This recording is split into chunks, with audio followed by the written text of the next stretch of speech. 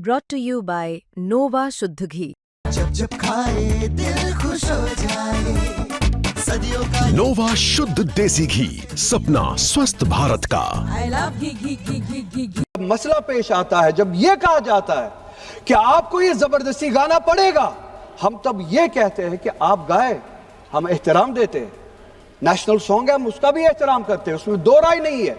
आप गाए, हम एहतराम के लिए खड़े हो जाएंगे, मगर आप ये चाहेंगे कि हम भी गाए, मुमकिन ही नहीं है, हो ही नहीं सकता है। नेशनल सॉन्ग वंदे मातरम पे डिस्कशन हो रहा है सुबह से, और मैं ये समझता हूँ कि इस मुल्क में इस नेशनल सॉन्ग के साथ किसी का ना एतराज़ है, ना कोई दो राय है।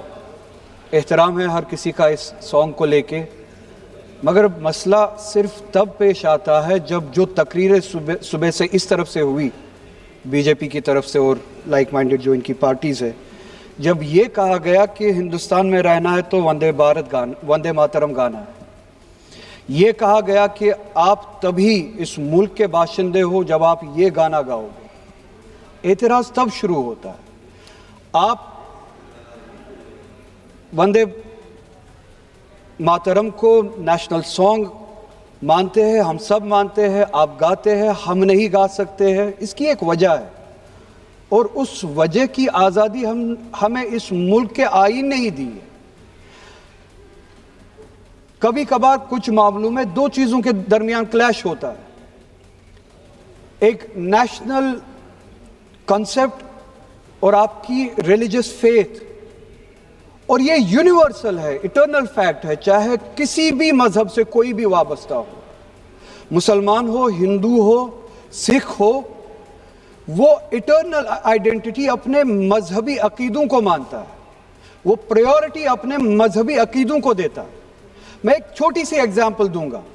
इस मुल्क में सिटीजनशिप छोड़ने की तादाद लाखों में है पिछले कुछ सालों से, उसमें मेजॉरिटी हिंदू धर्म से वाबस्ता लोग हैं जिन्होंने दूसरे मुल्कों में सिटीजनशिप ली और इस मुल्क की सिटीजनशिप को वॉलंटियरली छोड़ा। मगर जब उन्होंने अपनी इस टेम्परेरी आइडेंटिटी को तब्दील किया, नेशनैलिटी को तब्दील किया, क्या उन्होंने अपनी रिलीजियस आइडेंटिटी को तब्दील किया? क्या वो हिंदू से किसी और मजहब में तब्दील हुए? नहीं, उन्होंने तब टेम्परेरी आइडेंटिटी को तब्दील किया, मगर इटर्नल आइडेंटिटी को उन्होंने थामे रखा, क्योंकि वो उनके लिए इटर्नल आइडेंटिटी है। मजहब, धर्म इटर्नल आइडेंटिटी है, इटर्नल बिलीफ है। हम कल सब चले जाएंगे इस दुनिया से, पासपोर्ट, आधार कार्ड यहीं पे छोड़ के चले जाएंगे। ये जब चले जाएंगे, अपने साथ अपने धार्मिक जो काम किए हैं वो साथ में ले जाएंगे। पासपोर्ट और आधार कार्ड, नेशनैलिटी अपने साथ नहीं लेंगे। जब मैं इस दुनिया से चला जाऊंगा, पासपोर्ट, आधार कार्ड, ये टेम्परेरी आइडेंटिटी यहीं पे रह जाएगी। मेरी इटर्नल आइडेंटिटी, मेरी मजहबी आइडेंटिटी, मेरे मजहब के अकायद मेरे साथ चलेंगे, जिस तरह इनके साथ चले जाएंगे, वो इटर्नल आइडेंटिटी है। और जब ये क्लैश सामने आता है, तब हमें कॉन्स्टिट्यूशन ही ये आजादी देता है कि आपकी रिलीजियस फंडामेंटल जो फ्रीडम है, आप उस रिलीजियस फ्रीडम को इस मुल्क में कॉन्स्टिट्यूशन के हवाले से उस रिलीजियस फ्रीडम को एक्सरसाइज कर सकते हैं। और वंदे मातरम का जब मसला पेश आता है, जब यह कहा जाता है कि आपको यह जबरदस्ती गाना पड़ेगा, हम तब यह कहते हैं कि आप गाए, हम एहतराम देते हैं। नेशनल सॉन्ग है, हम उसका भी एहतराम करते हैं, उसमें दो राय नहीं है।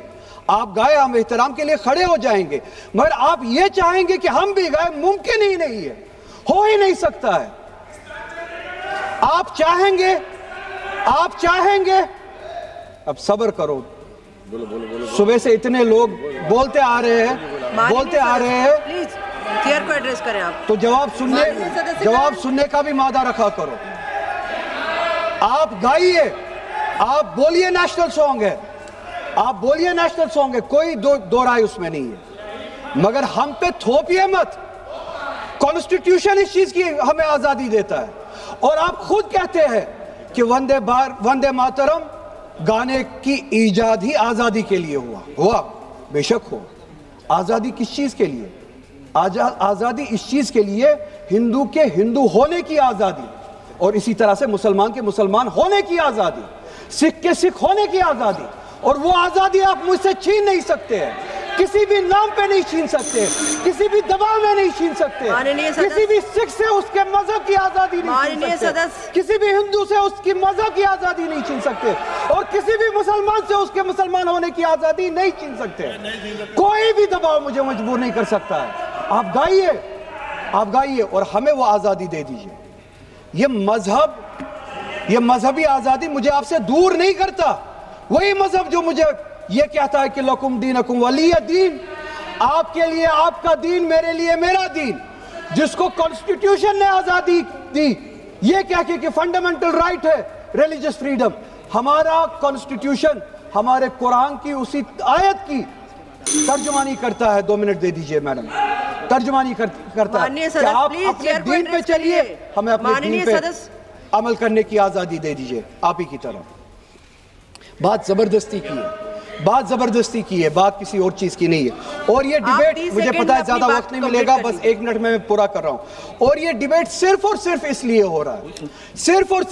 हो रहा है कि जब हिंदुस्तान का हिंदू हो, मुसलमान हो, सिख हो, इनसे पीने के लिए साफ पानी मांगे, सांस लेने के लिए साफ हवा मांगे, रोजगार मांगे, जब इनसे महंगाई के खिलाफ, महंगाई के बारे में जवाब मांगे, जब इनसे रोजगार मांगे, तब ये सिर्फ ये बोल सके कि रोजगार के बारे में बात मत करो। वो देखो मुसलमान, हमने उसको मजबूर किया वंदे मातरम गाने के लिए।